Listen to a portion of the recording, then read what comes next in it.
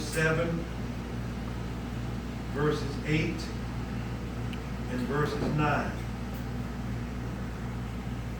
Micah chapter 7, verses 8 and chapter 9. And the Bible reads, "Rejoice not against me, O my enemy. When I fall, I shall arise. When I sit in darkness, the Lord shall be a light unto me. I will hear the indignation of the Lord, because I have sinned against him, until he plead my cause and execute judgment for me. He will bring me forth to the light, and I shall behold his righteousness." If I would give this message a title this afternoon, it would simply be entitled, "For I have fallen, but I will get up." Yes, Whoa. that's good. I have fallen, Yes, sir. but I will get up. Yes. And I know when we first heard that first part, "For I have fallen," we probably thought back to the commercial that was being aired around the late 80s, early 90s, showing the old lady with, I think it was a life alert, with the old lady laying in the floor, and she cries out for, "I have fallen and I can't get up." And she had the little life alert. All you had to do was mash the button and someone would come in and help her. In this Christian journey, brothers and sisters, we need to understand something. That a lot of us may fall, and all of us have fallen in one time or another. But the problem was we really didn't know that we can get up. Well, sometimes we waited for someone to come and get us up. yes. But we're unlike the old lady, the senior citizen, saying, "I have fallen and I can't get up." We could have gotten up. We have gotten up, many of us. Michael, brothers and sisters, he knew that it was a time. It was a difficult time. And God's people, they were going through a certain trial, a certain struggle. They were being persecuted as always. Well, The enemy of the Chaldeans were coming in to overtake them. And Michael realized one thing. He realized that if I fall, he made the statement, "If I fall, oh my enemy, don't rejoice." Because see, the problem with this, brothers and sisters, that in this Christian journey, there's always somebody that's seeking, somebody that's looking, somebody that wants us to fall. Yes, There's yes. somebody that is around the corner, lurking around the corner, want to see us stumble. There's somebody wants to see, "Oh, he said that he's a Christian. She said that she's a Christian. Oh, he said that he's going back to church and she's going back to church." And what they're waiting to see us fall. well, They want to take pleasure in our fall. They want to be able to point a finger and say, "Oh, I thought, oh, you thought this and you thought that." But we got to let them know that even in the midst of our Christian journey, we're going to fall sometime. Yes. Even in this Christian journey, we're going to stumble every now and then. Well, the Bible tells us in Proverbs, "For the righteous man, what? He falleth 7 times. But what happens when he falls? It says, "But he gets back up." Brother and sister, he doesn't stay there. He don't stay there. He gets up and he says, even if he falls 7 times, brother and sister, that's all right. You get up 7 times. It's not for you to stay where you are. That's so true. well, So Michael knew, brother and sister, he knew that they were going to go through. He knew that the enemy would come. But his desire was, "Please, whatever you do not rejoice in my fall." See, when a child of God falls, God is always going to be there to lift them up. But we need to understand that we all are going to face. We all will be faced. We all will fall. We all will stumble. We all, brothers and sisters, every now and then will find ourselves in that situation. But he said, "Oh, my enemy, don't rejoice." So what enemy do we deal with today? Not only do we deal with mankind flesh and blood. But our biggest enemy is Satan himself. It is Satan that will get the joy in God's children when they fall. It is Satan that gets the joy when God's people stumble in. It is Satan that gets pleasure out of us falling. It is Satan, brother and sister, that someone sticks his chest out when a child of God's falls. But we got to understand something. We got to even let Satan know that you cannot rejoice when I fall. We got to let the devil know that even if I fall, I'm not going to stay down. If I fall, I'm going to get back up. But the Bible tells us in 1 Peter chapter 5:8, for the devil, what? He's walking around like a roaring lion, doing what? Seeking whom he may devour. So it is his desire. Yes, it is. To come and allow and to make us fall. It is his desire, brothers and sisters, to attack us. It is his desire to do whatever he can to get us. And he says, for Satan is like a roaring lion, seeking, he's lurking after those that he can devour. So what does Satan do? He waits and he looks like a lion. He waits waits for you when you find yourself in a weak time in your walk. At a time where you seem to be struggling, at a time where it seems to be hard, and it is then that he tries to attack you. Yes, it is. But we got to let Satan, you're not going to rejoice in my fall. For Revelation 12:10 said it like this, for the accuser of the brothers who accuses them before our God day and night. See, he's just doing what he's supposed to do. Yes, he is. I don't care if it's from the pulpit to the back. He is doing what he's supposed to do. I look at them, God, they ain't all what you thought that they would be. God, they got some problems. He's pointing his fingers. He's trying to find everything that we do. Everything that seems to be against God. It is Satan's desire to point it out to God so that God can judge us. 2 Corinthians 11:14 said, for Satan himself transforms himself into an angel of light. Every now and then you might find that folk, they may want to talk the Bible. They may want to talk church. But they ain't about all that. They just want to see where they can get you at. They want to see where they can trap you at. See, Satan, every now and then, he doesn't care. But if he have to transform himself into an angel of light, Satan would do just that. But his whole desire again is to make us fall. His whole desire is to cause us to stumble. The book Selected Messages says this, Satan has a powerful leader. Satan as a powerful leader has taken the field. And in this last remnant of time, he is working to close every door against the light of God, to the light to God's people. Satan is trying to close every door to prevent God's people from seeing the light. And he's going to do whatever he can. Even if he has to cause it in the church to put out the light, he will allow somebody to come in here to put out the light if he knows that somebody is going to see the light and going to be drawn. He knows that his time is short. He knows that he doesn't have long. He realizes soon and very soon that he's going to be cast in that pit and chained for 1,000 years. He understands all of this. So what is he doing? He is trying to work in every way. So every little light, because see, some folks don't need a lot of light. Some folks just need a little glimpse of light. And with a little glimpse, they would make a decision to follow the Lord. But he said, but Satan is working. And he's doing everything that he can against the light that God's people, that belong to God's people. I say he's working on us. He's doing what he can. Oh, my enemy, don't rejoice when I fall. Saints, we hear his taunts. We hear him speak to us. If you can say that you have never heard the devil talk to you, wait until you're down. Wait until you're going through a tough time. That's true. When it seems like life, and then it's worse. It is then that Satan began to whisper in your ear. He would tell you something like, oh, you are all messed up now.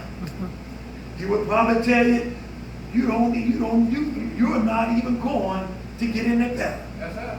The situation that you're in is not going to get any better. It's going to get worse. He'll tell you this. God really don't even care about you. Mercy. There is no hope for you right now. You're lost. Yep. You can't make it. There is no hope for you. You can't even face the church. See, the devil has a way of doing things. He has a way of speaking to us. Why? Because he's trying to get that enjoyment because we are down. He's trying to get the enjoyment that we're struggling. He's trying to get the enjoyment that we're going through a tough time. Oh, you didn't know that you would be going through this. But look at it now. Oh, life is rough. You can't make it. It's hard on you. The devil will do whatever he can, brother, sister, to get us. Yes, he will. Because he's our enemy. Yes, he is our enemy. To rejoice in our fall. Yes, he does. Yes, he does. What else, brother, sister? How does he do it? How does he cause us to fall? How is it that he do it? The devil has 4 weapons that he uses that cause us to fall. The first weapon is desire. Yes. Brother, sister, the first weapon is desire. See, he sees the desire in us. He knows everything about you. Yes, he does. He knows everything about what you're thinking, what's going on in your mind. He knows our weaknesses, everything. He knows this.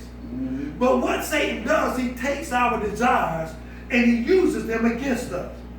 There are some normal desires and there are some sinful desires. But both of them he can use in a way. Somebody might be a person that loves to hug.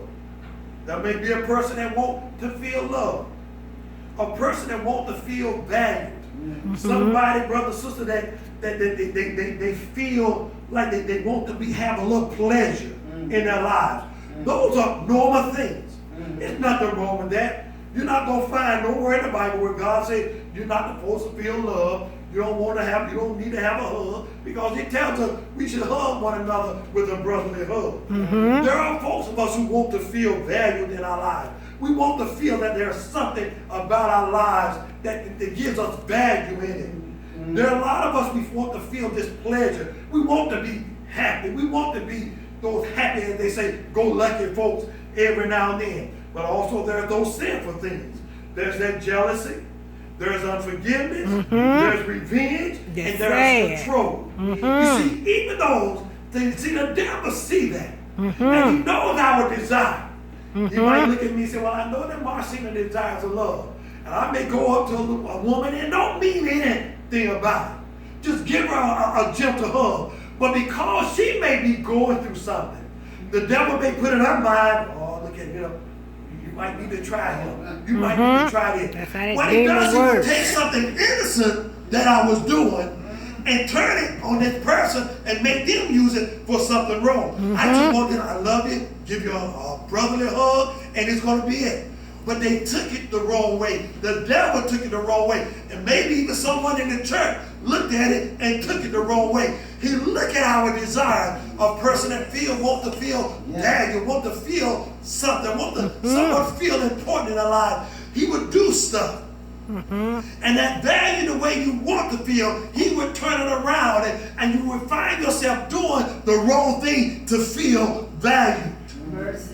Have you ever found where they say, somebody, a child maybe didn't feel loved by their parents or their father or their mother? They are drawing closer to other people in the wrong direction, though, because they want to feel this love. And so they go out and they're looking for love, but the song says it all the wrong places. But it's because they did not feel it. They didn't understand it. Well. Jealousy, unforgiveness, revenge, self-control. He knows that those things are in our mind. He knows that some of us are this way. And so what does he do? It's desire. He pushes it on us. He pushes it and he pushes it. And we find ourselves falling in his trap. Mercy. How do we know this? According to what Jesus said in Mark 7:21 and 23, he says, for from within, out of the person's heart or your mind, come evil thoughts, sexual immorality, theft, murder, adultery, Yes. greed, wickedness, deceit, desire for lust, pleasure, envy, slander, pride, and foolishness. See, brothers and sisters, all of this stuff is in our minds. We may look at it, oh no, it's not. All of these things is in our minds one way or another. That's true. And Jesus himself said it, brothers and sisters, these things come to our mind, out of our mind or our heart, which is nothing but talking about our mind. Yeah. James said it like this in James 4:1. He says, for we have a whole army of evil desires within us. And because the devil knows that we have an army of evil desires, jealousy and envy and deceit and all this sexual immorality and lust, because the devil knows this, brothers and sisters, he takes it and he uses it against us. Yes, he So does. after he has deceived us, then the next one is deception. Satan will not tell you the whole truth. Remember, he is the father of lies, Yes, he as I is. said on last week. So what he's going to tell you, like he told Adam and Eve, you won't surely die.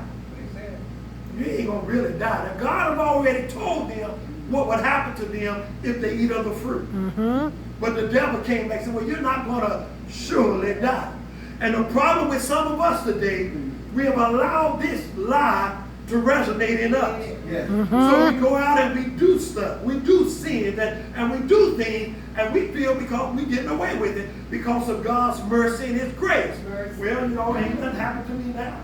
It ain't happened to me then. I think I can keep on doing it. And this is what happens to us because the devil has used deception to get us. You're not going to really die. We tell our kids, we bring them up, drinking and smoking, it'll kill you. Your daddy ain't never did it. But they don't believe that. See, for them, oh, well, I see everybody else doing it, it's going to be all right. But do it long enough. That's so true. You do it long enough, you're going and you down. begin to see the effects of your drinking and your smoking and your drug habits if you're doing them. That's so true. But the devil tell you, oh, you getting away with it. Go ahead and do it. You're feeling good. Or everything feels fine. And you constantly do it, and then you begin to get hooked on other stuff that get worse and worse and worse. But it's deception. That's what it is. Everybody's doing it. Oh, go ahead, try it. It's cool. It makes you look like a man. It makes you look like a woman. Try it. But you never don't tell you that in the end, if you don't stop it, that it's going to destroy you. He's not willing that any should die. He'll tell you that. You know, God said he's not willing that any should die. So that what did that tell you? God don't really want you to die. So go ahead and do what you need to do. You're going to be all right because God is who he is. Deception. He walketh, brothers and sisters. He winketh at their ignorance. You see when you did it? The Bible says, well, God winked at their ignorance. So what he'll tell you, you really didn't understand that. Your dad, even though Pastor Davis was the pastor, he didn't tell you all of that. And so you don't understand it. So God is not going to hold that against you right now. He's going to let you go ahead and get by with it because see, God winked at their ignorance. And so you're ignorant about this situation. So go ahead and do it. You'll be all right. Deception. That's what he does. He used desire and he used deception. The next one is doubt. Satan wants us to doubt what God has said or what God can do. I had a cousin of mine when I was diagnosed with thyroid cancer. He came up to me and he asked me, he said something about, now you're supposed to be a preacher. Why in the world are you getting cancer? Why would God allow that to happen to you? Like I told him, I said, because God knew that I can handle it. God knew that if he should have put it on anybody, he should have put it on me. And he just started laughing and walked off. But see, the devil could have taken that if I was the wrong person. You're right. I doubt. You know, you were diagnosed with cancer, so why you preaching and you doing all this for the Lord and you being diagnosed with cancer? The devil has a way of doing it. Yes, He it began to does. put doubt in our mind. Yes. We lose a son, our daughter, our loved one, and doubt began to spring up in our mind. You said that you would protect us according to Psalm 91. You said that these things should not come nigh to our household. But what do? Doubt. He began to speak to us. Yes. The young lady next door to us, every now and then, Shakita come back and tell her when she was talking, she lost her daughter sometime last year. And Keita would come and tell us how she's saying now, you know, why did God allow this to happen? And why would God do that? Because see, doubt. The devil could probably, God could probably speak to her and even turn her life around. But the devil now is speaking doubt. You lost your daughter. She was only 12 years old. And you lost in an accident. Your son, they came out okay. But you lost your youngest daughter. Doubt. The devil works with us on that. Yeah. Hebrews 3:12 said it like this. Watch out. Yes. Don't let evil thoughts Yes, sir. or doubt make any of you turn from the living God. Yes. So The true. devil knows if he can get us to doubt God, Yes, sir. he has it. What the bills will do, Yes, sir. the rent will do. Where you gonna get the money from? That little job you got it's not working. How you gonna pay the bills? Mercy. Oh, you need to be living in a house better than this. You should be, look, you can't even make it. You gotta live. Doubt. Doubt. Doubt. He puts it on us. Yes, he does. And finally, after the desire and after the deception and after the doubt, there comes disobedience. Mercy, mercy. We give in. Yes, sir. We act. We act on it. We say it with hurt, and this is one time. And so now he has trapped us, and we have fallen down because now he has gotten us to disobey God. Yeah. He has used desire. He has used deception. He has used doubt, and now it is disobedience. Mercy. For James 1:14 through 16 says, for we are tempted when we are drawn away and trapped by our own evil desires. And the devil knows this. Then our evil desires, listen to me, conceive and give birth to sin. Mercy. And sin, when it is full grown, gives birth to death. Do not be deceived. Yes. Mercy. Yes. See, that's what the devil does. He has 4 weapons that he uses against us. Desire, deception, doubt, and then disobedience. It comes and it gets us. And James tells us, don't be deceived. Because if you do, brothers and sisters, it's going to lead to sin. Yes, and what it is sin will. going to do? Sin is going to give birth to death. Yes, it will. We have to be careful. We have to be careful. The devil wants to see us fall. We all will be tempted. There's no question about it. That's so true. It is no sin to be tempted. If it was a sin, Jesus never would have been tempted. But the Bible says when Jesus was led away into the wilderness to what? To be tempted of the devil. Yes, sir. There's nothing wrong with being tempted. The problem is when we act. When we act on that temptation. Yes, sir. If it's a woman and you're lusting out there and you see her and you start lusting, that's where you begin to mess up. Yeah. If it's a man, that's where you begin to mess up. See, it's when we act on the temptation. See, we got to learn to turn our minds somewhere, focus on something else. Get your mind off of it. The Bible says resist the devil and he'll flee. See, we take that to be a lie, but that's the truth. That's so See, true. when you're tempted, when you're faced with stuff, you got to learn to walk away. You got to learn to turn your back. You got to learn to look the other way. You got to learn to do something. But when you begin to act on it, brothers and sisters, the devil has gotten us. So it's no sin if anybody says, oh, you shouldn't be tempted. No, the Bible, Jesus was tempted. That's right. Yeah. He was tempted. We're no different. For 40 long days in that wilderness, the devil tempted him. Come on, But he did not give in. Yeah. What did he do? He gave him the word. Yes, That's sir. so true. See, that's why the word need to be inside of us. Yes. We have to give him the word. See, we're going to fall. Mhm. But we can get up, brother. That's so true. We can fall, but we can get up. For Jeremiah 17:9 said, for the heart of the mind is deceitful above all things and desperately wicked. Who can know it, brother, sister? See, what Jeremiah is really saying, the Hebrew says it is saying that we are very sick inward, and we are crooked, and we are incurably sick. Mercy. But it is God's grace that keeps us and sir. heals us Yes, from the inside out. Yes, sir. See, Jeremiah said the mind, the heart is very wicked. You can't even know. You don't even know it. You don't know what you'll do and what you won't do. But it is God's grace, brothers and sisters, that keeps us, brothers and sisters. And it keeps us from falling. It keeps us from slipping. It keeps us from messing up. Also, who you and finally says, what can we do?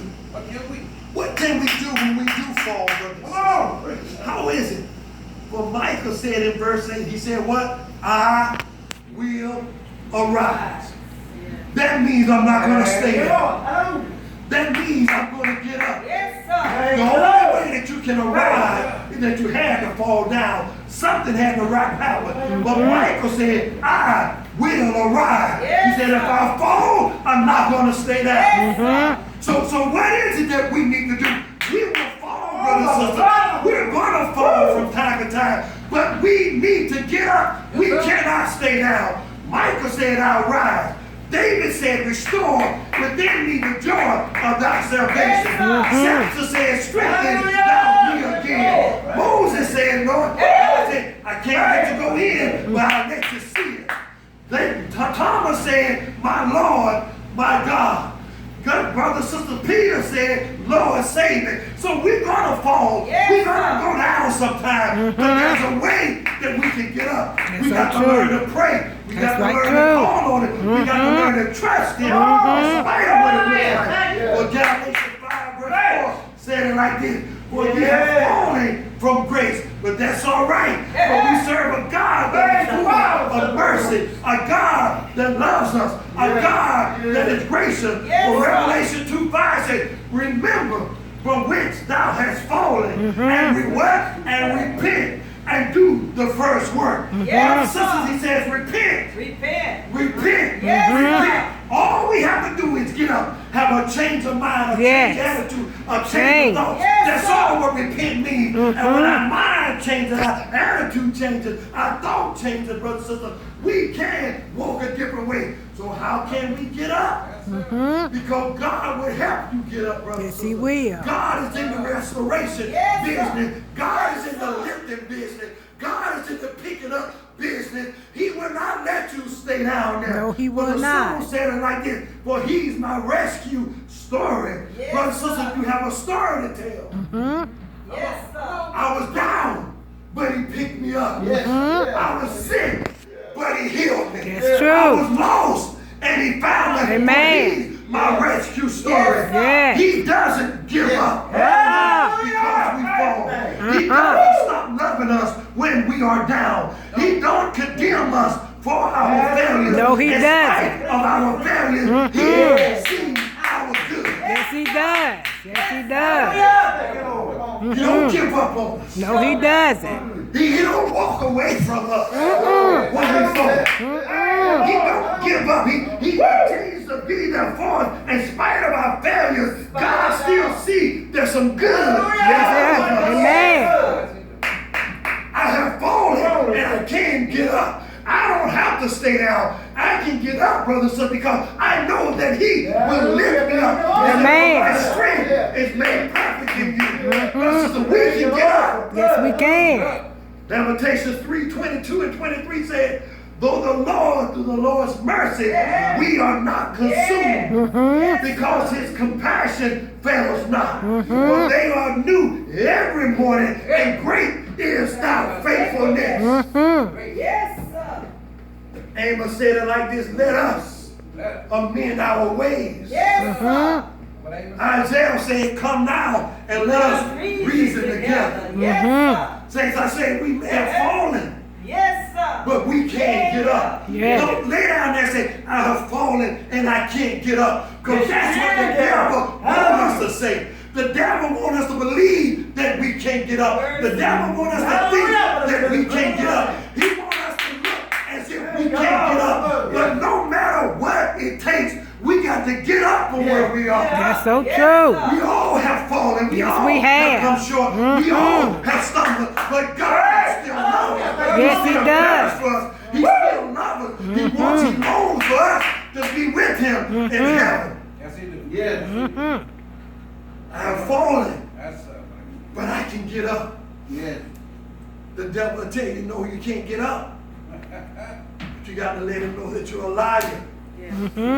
And the truth is not in you. So true. I can get up. Yeah. I'm not going to stay where I am.